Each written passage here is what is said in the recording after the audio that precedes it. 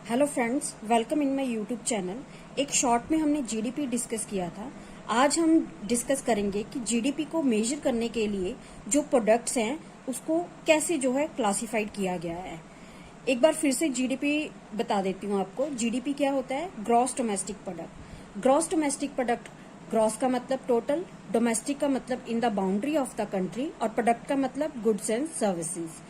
एक कंट्री की बाउंड्रीज के अंदर जितनी भी गुड्स एंड सर्विसेज एक साल के अंदर प्रोड्यूस की जाती है, टोटल गुड्स एंड सर्विसेज, उसकी जो मार्केट वैल्यू होती है वो जीडीपी होती है। अब इसमें जितने भी प्रोडक्ट्स आते हैं उसको 3 सेक्टर्स में जो है वो क्लासिफाइड किया गया है। कह सकते हैं हमारी इकोनॉमी को भी 3 सेक्टर में क्लासिफाइड किया गया है। फर्स्ट सेक्टर है प्राइमरी सेक्टर, सेकंड है सेकेंडरी सेक्टर। सेकेंडरी सेक्टर सबसे इम्पोर्टेंट सेक्टर है और दूसरे नंबर पे प्राइमरी सेक्टर सबसे इम्पोर्टेंट है और तीसरे नंबर पे है ट्रेजरी सेक्टर। प्राइमरी सेक्टर कौन सा होता है? प्राइमरी सेक्टर में 3 तरह के सेक्टर आते हैं। एग्रीकल्चर सेक्टर, एग्रीकल्चर से जितनी इनकम आ रही है। फॉरेस्ट्री सेक्टर, जंगलों से जितनी इनकम आ रही है। फिशिंग सेक्टर, समुद्रों से जितनी इनकम आ रही है।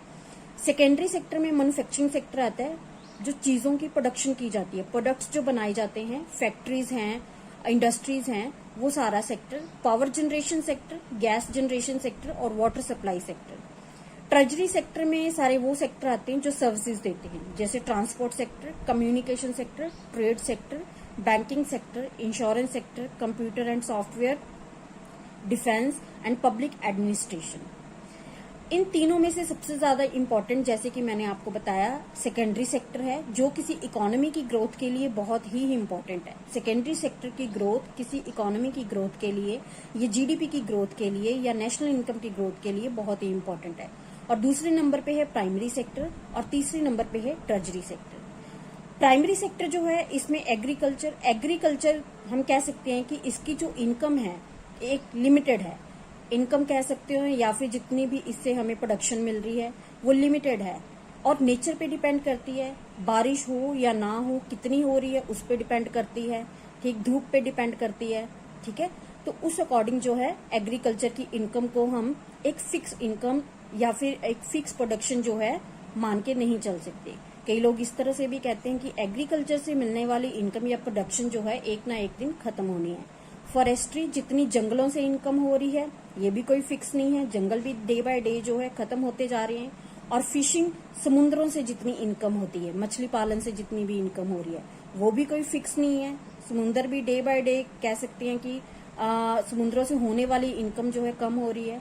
सेकेंडरी सेक्टर, ये सेक्टर किसी भी कंट्री का जो है सबसे ग्रोइंग सेक्टर होना चाहिए, क्योंकि सेकेंडरी सेक्टर की ग्रोथ से जो है एक कंट्री ग्रोथ करती है। मैन्युफैक्चरिंग सेक्टर मतलब जितनी भी चीजें प्रोडक्शन की जाती है, जितनी भी जो है हम प्रोडक्ट्स यूज करते हैं वो बनते हैं। इंडस्ट्री होगी या फैक्ट्रीज होगी, जैसे कोई भी फैक्ट्री हम ले सकते हैं, फर्नीचर बनता है, ये कंप्यूटर्स बनते हैं, ये बनता है अपना कह सकते हैं मेडिसिन बनती हैं, ठीक है, हमारे क्लोथ्स बनते हैं, ये सब कुछ। दूसरा जो सेक्टर है वो पावर जनरेशन सेक्टर, बिजली की जनरेशन के लिए, गैस जनरेशन के लिए, और वाटर सप्लाई सेक्टर। और तीसरे नंबर पे है ट्रेजरी सेक्टर। ट्रेजरी सेक्टर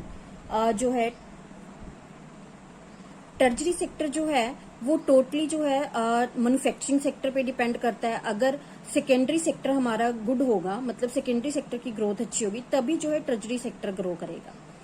देखिए, मैं आपको एक बात बता रही हूँ, सेकेंडरी सेक्टर जो है वो क्या होता है कि इसमें फैक्ट्रीज और इंडस्ट्री आ जाती है। हमारी गवर्नमेंट ने जो है, जब भी हमारे प्रधानमंत्री जी आए थे फर्स्ट टाइम, 2013-14 की बात कर रही हूँ, तो उस टाइम जो है हमारे प्रधानमंत्री जी ने बहुत सी ऐसी स्कीम्स शुरू करी थी, मेक इन इंडिया, और बहुत सारी ऐसी स्कीम्स थी जिसमें स्टार्टर्स को लोन दिए जाते थे। स्टार्टर्स को क्यों लोन दिए जाते थे? ताकि हमारा जो है मैन्युफैक्चरिंग सेक्टर ग्रो करे। क्योंकि देखिए, आज मैं कोई काम कर रही हूँ, ठीक, कोई काम करके जो है मैं पैसा कमा रही हूँ। सपोज जैसे घर में एक वुमेन एम्पावरमेंट की जो है एग्जांपल देती हूँ। घर में एक लेडी ने अचार बनाने का काम शुरू किया, ठीक है, उसका जो है बिजनेस अच्छा चलने लगा। फिर उसने जो है साथ में 2 लेडीज और रखी, फिर उनसे भी उसने ग्रो किया और 5 और रखी, 10 और रखी। मतलब एक लेडी जो है जो बिजनेस करके 10 औरतों को रोजगार दे रही है। तो इस तरह से आगे जो है चेन बनती जाती है। इसलिए मैन्युफैक्चरिंग सेक्टर को जो है ग्रोइंग सेक्टर कहा जाता है। मतलब एक पर्सन ने जो है फैक्ट्री लगाई, 10 बंदों को रोजगार दिया, उसके बाद जो है 10 बंदों के बाद उन 10 को आगे जो है उन 10 ने काम सीख के फिर आगे 10 को रोजगार दिया। कहने का मतलब ये है कि जब भी कोई फैक्ट्री लगती है, इंडस्ट्री लगती है, उसमें काम करने वालों की जितनी जरूरत होती है, एक जो है ऑनर जो है कई लोगों को रोजगार देता है। ठीक है, कुछ कोई भी बात है, जैसे एक और वुमेन एम्पावरमेंट की एग्जांपल है, एक लेडी ने जो है बिस्किट बनाने का काम शुरू किया और उसने साथ में 10 लेडीज को और काम करने के लिए रखा, तो मतलब वो 10 को और को रोजगार दे रही है। मैन्युफैक्चरिंग सेक्टर में जो है आगे से आगे चेन बनती जाती है और बिस्किट है या अचार है वो आगे से आगे सेल होगा। पहले जो है अपने स्टेट में सेल हो रहा था, फिर अपने इंडिया में सेल हो रहा है, फिर उसके बाद इंपोर्ट कर रहे हैं या एक्सपोर्ट कर रहे हैं। ठीक है, किसी भी और भी कंट्री की एग्जांपल लेके चल रहे हैं, किसी और कंट्री में है, जैसे चाइना है, चाइना में देखो कितना, चाइना सबसे ग्रोइंग इकोनॉमी है इस टाइम पे। क्यों ग्रोइंग है? क्योंकि मैन्युफैक्चरिंग सेक्टर उनका बहुत ज्यादा ग्रो कर रहा है, सुई से लेके जहाज तक हर चीज वो जो है बना सकते हैं। ठीक, और ये चीज जो है चाइना में 1969 में शुरू हो चुकी थी। ठीक, 1969 में चाइना के इकोनॉमिस्ट ने जो है ये रिसर्च की कि एक इकोनॉमी को ग्रो करने के लिए, ग्रो करवाने के लिए, देखो पॉपुलेशन सबसे ज्यादा थी चाइना की। ठीक है, और चाइना की पॉपुलेशन ज्यादा होने के कारण जो है उनके जो इकोनॉमिस्ट थे इस चीज पे काम कर रहे थे कि कैसे जो है सोर्स ऑफ इनकम बढ़ाया जाए, कैसे जो है सोर्स ऑफ इनकम को बढ़ाया जाए, हर पर्सन को इनकम दी जाए। ठीक है, तो उन्होंने क्या किया, उन्होंने सोचा कि अपनी इकोनॉमी को ग्रोइंग बनाने के लिए अगर हम मैन्युफैक्चरिंग सेक्टर को ग्रो करें, जो हमारे देश में 2013-14 में काम किया हमारी गवर्नमेंट ने, मतलब लोन्स दिए, स्टार्टर्स को लोन दिए फैक्ट्रीज लगाने के लिए, इंडस्ट्री लगाने के लिए, वो चीज वो 1969 में कर चुके हैं चाइना वाले। ठीक है, इतने लोन दिए लोगों को, घर घर में इंडस्ट्री लगा दी, और उसके रिजल्ट्स क्या हुए, आज जो है नंबर 1 पे ग्रोइंग इकोनॉमी है। ठीक है, उसने यूएसए को भी पीछे छोड़ दिया। चीजें जो है बना बना के, इंडस्ट्री लगा लगा के, चीजें डेवलप करके, मैन्युफैक्चर करके जो है पूरे वर्ल्ड में जो है उन्होंने अपनी चीजों को जो है डिस्पैच करना शुरू कर दिया, एक्सपोर्ट करना शुरू कर दिया। तो इससे क्या हुआ, उनके देश में जो है इनकम आने लगी और ऑटोमेटिकली जो है उनके जो पॉपुलेशन है वो अर्न करने लगी, आगे से आगे जो है ग्रो करने लगी। इंडस्ट्री हमेशा ग्रो करती है। ठीक है, कभी भी इंडस्ट्री के कह सकते हैं हम डाउन के चांसेस बहुत कम होते हैं, बहुत रेयर केसेस में होते हैं, वो एक्सेप्शनल केसेस होते हैं। ठीक है, इसीलिए जो है सेकेंडरी सेक्टर को पे ज्यादा फोकस किया जाता है। और हमारे देश में भी अगर हम अपनी इकोनॉमी को ग्रो करना चाहते हैं तो सबसे ज्यादा इंडस्ट्री लगानी। क्यों बैंक सब इतने सस्ते लोन दे रहे हैं, क्यों इतनी आसानी से लोन मिल रहे हैं? क्योंकि हमारी जो है इंडस्ट्री, हमारे मैन्युफैक्चरिंग सेक्टर को जो है ग्रो कराना चाहती है गवर्नमेंट, और ये ग्रो होगा तभी जो है हमारी इकोनॉमी ग्रो होगी। और ट्रेजरी सेक्टर में देखिए हमारी जो है कह सकते हैं 64-65% पॉपुलेशन जो है ट्रेजरी सेक्टर पे फोकस करती है।